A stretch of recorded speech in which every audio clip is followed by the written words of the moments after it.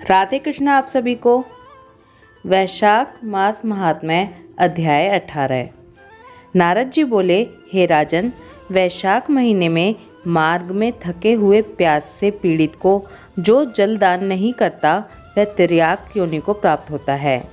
इसके उदाहरण में मैं ब्राह्मण और छिपकली का परम अद्भुत प्राचीन इतिहास कहता हूँ। प्राचीन काल में इक्ष्वाकु वंश में हिमांग नाम का एक राजा था। वह जितेंद्रिय था और उसने अपने शत्रुओं को जीत लिया था। वह ब्राह्मणों में श्रद्धा रखता था और उनकी निंदा नहीं करता था। इस राजा ने संख्या में उतनी गाय दान दी थी जितने कण भूमि में हैं, जितने जल के बिंदु हैं, जितने आकाश के तारे हैं। इनके किए हुए यज्ञों की कुशा से सुंदर पृथ्वी पर कुशा ही कुशा हो गई और गाय, भूमि, तिल, स्वर्ण इत्यादि से इसने बहुत से ब्राह्मणों को संतुष्ट किया। ऐसा कोई दान नहीं सुना जाता जिसको उसने ना किया हो। हे राजन, सुख प्राप्ति करने वाला उस राजा ने केवल जल का दान नहीं किया। ब्रह्मपुत्र महात्मा वशिष्ठ के समझाने पर भी जल दान बिना दान का सर्वत्र मिलता है। इसके दान देने से क्या फल होगा? ऐसा तर्क करते हुए उस दुर्बुद्धि राजा ने जल का दान नहीं किया। अलभ्य वस्तु के दान करने से पुण्य होता है, यह कहना उचित भी है।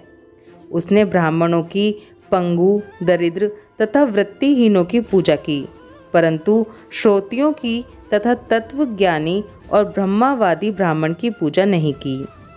प्रसिद्ध लोगों को सब लोग पूछते हैं, परंतु अनाथों, अनपढ़ों, पंगुओं और कुटुंबियों तथा दरिद्रों की बुरी गति होती है। अतएव यह मेरी दया के पात्र हैं। ऐसा विचार करके इस दुर्बुद्धि ने योग्य पुरुषों को कुछ दान नहीं किया।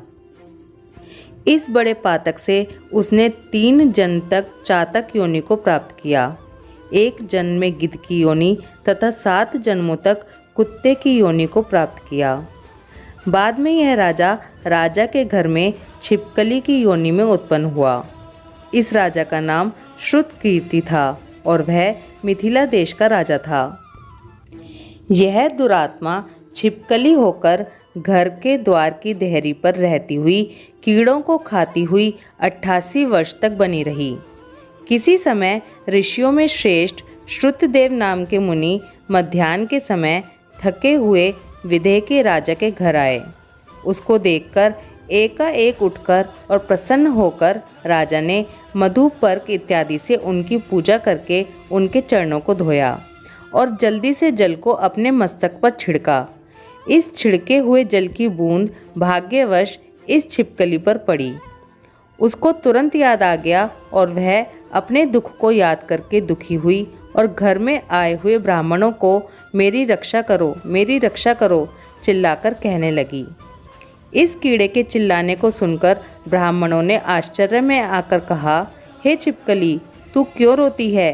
किस कर्म से तेरी ये दशा हुई है? तू देवता है, पुरुष है, कोई राजा है या ब्राह्मण है? हे महाभाग, तू कौन है? बता, मैं आज तेरा उद्धार करूँगा। ऐसा पूछने पर वह राजा महामुनि श्रुतदेव जी से बोली, हम इक्ष्वाकु वंश में उत्पन्न हुए थे और शस्त्र विद्या में निपुण थे। पृथ्वी में जितने कण हैं, जितने जल के बिंदु हैं, जितने आकाश में तारे हैं, उतनी संख्या में मैंने गाय दान दी थी। मैंने तब यज्ञ भी किए थे और सब प्रकार के चरित्रों को पूर्ण किया था। दान भी दिए थे और स्वयं धर्म पूर्वक राज्य भी किया था। तब भी स्वर्ग में गए बिना मेरी बुरी गति हुई। मुझे 3 चातक तक की 1 जन्म में गिद्ध की योनि प्राप्त हुई। हे ब्राह्मण, पूर्व काल में मुझे 7 जन्मों तक कुत्ते की योनि भोगनी पड़ी। इस राजा के आपके चरण धोने से, पानी छोड़ने से जल के बिंदु दूर जाकर किसी तरह मुझ पर पड़े। इससे मुझे पूर्व जन्म की याद आ गई और पूर्व जन्म के पाप हट गए। हे ब्राह्मण, अब मुझे 88 जन्म तक छिपकली की योनि में रहना है और ऐसा ही दृश्य देखने पड़ेंगे। इस भयंकर जन्म से मैं बहुत डरता हूँ। मुझे इसके कारण नहीं दिखाई पड़ते कि मुझे ऐसे जन्म क्यों मिले। कृपया आप विस्तार पूर्वक कहिए। इस प्रकार कहने पर ब्राह्मण ने ज्ञान चक्षु द्वारा कारण जानकर कहा, हे राजन, तुम्हारी बुरी योनि का कारण मैं कहता हूँ, सुनो। तुमने माधव के प्रिय वैशाख मास में जल का दान नहीं किया।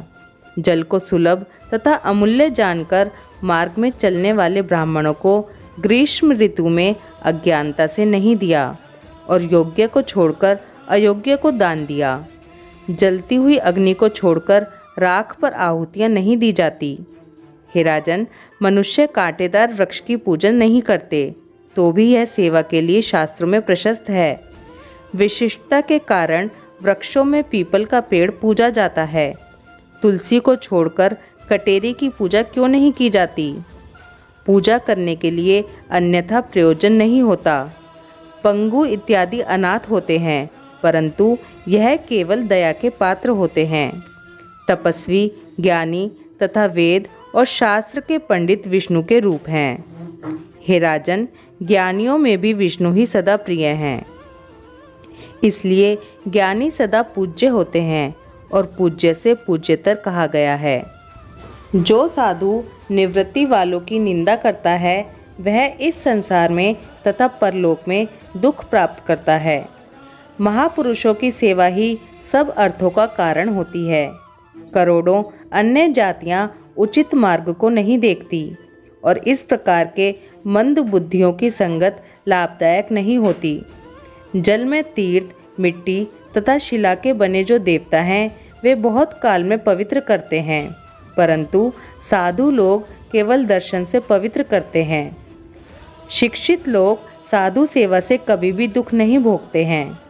जिस प्रकार अमृतपात करने से जन्म, मृत्यु, जरा इत्यादि पीड़ा नहीं देते, तूने ना तो जल का दान किया और न साधुओं की कभी सेवा की है। हे इक्ष्वाकु के पुत्र, इसी से तूने यह दुर्गति प्राप्त की। वैशाख महीने में अपने किए हुए पुण्य को तेरी शांति के लिए तुझे दान देता हूँ, जिससे भूतकाल में किए हुए कार्य दिव्य होंगे और तू विजयी होगा। ऐसा कहकर जल स्पर्श करके उसको उत्तम पुण्य दिया। जब ब्राह्मण ने एक दिन स्नान करने का फल दिया तो इससे उसके संपूर्ण पाप नष्ट हो गए और उसने छिपकली की योनि को त्याग कर तुरंत ही अपने कर्मों के अनुसार पुरुष रूप में दिखाई देने लगा और दिव्य माला, वस्त्र तथा आभूषण युक्त होकर दिव्य विमान पर चढ़कर सब लोगों के देखते हुए मिथिला के राजा के घर के भीतर हाथ जोड़कर परिक्रमा करके तथा प्रणाम करके आज्ञा पाकर देवताओं से प्रशंसा किया जाता हुआ दिव्य रूप, महातेजस्वी अप्सरा गणों से सेवित वह राजा स्वर्ग को चला गया। वहाँ पर निरंतर 1000 वर्षों तक उत्तम भोगों को भोगकर इक्ष्वाकु कुल में काकुस्थ नाम बड़ा राजा हुआ। सप्तद्वीप वाली पृथ्वी का पालन करने वाला ब्राह्मणों का भक्त तथा साधु भक्त हुआ। वह महाप्रभु इंद्र का मित्र तथा विष्णु भगवान का अंश हुआ। तब वशिष्ठ ऋषि ने उसको वैशाख महीने में करने योग्य सब सुंदर धर्म समझाए, जिसका संपूर्ण पाप नाश हुआ। दिव्य ज्ञान को प्राप्त करके वह विष्णु की सायुज्य मुक्ति को प्राप्त हुआ। इस कारण से वैशाख महीना सब शुभ फलों को देने वाला है। इसमें किए हुए सब मनुष्यों के यथोक्त कार्य हैं। आयु, यश और पुष्टि देते हैं। बड़े बड़े पाप नष्ट करते हैं। पुरुषों के सब अर्थ पूर्ण होते हैं तथा विष्णु भगवान प्रसन्न होते हैं। चारों वर्णों तथा चारों आश्रमों वाले मनुष्य को विष्णु भगवान के प्रिय वैशाख मास में जो भी धर्म बताए गए हैं, उनका पालन करना ही चाहिए। आज के अध्याय में हमने सुना कि जल को बहुत ही आसानी से मिलने वाली वस्तु समझकर कभी ना सोचें कि इसको दान करने से क्या फ़ायदा। जल दान का बहुत ही महत्व है। साथ ही हमने ये भी जाना कि दान हमेशा सुपात्र को करना चाहिए। जो लोग हमारी दया के पात्र हैं, उनको दान करने से हमें पुण्य तो मिलता है, लेकिन जो दान ब्राह्मणों के निमित्त बताए गए हैं, वो हमें ब्राह्मण को ही करने चाहिए। वैशाख मास महात्म्य अध्याय 18 समाप्त। ओम माधवाय नमः। राधे कृष्णा।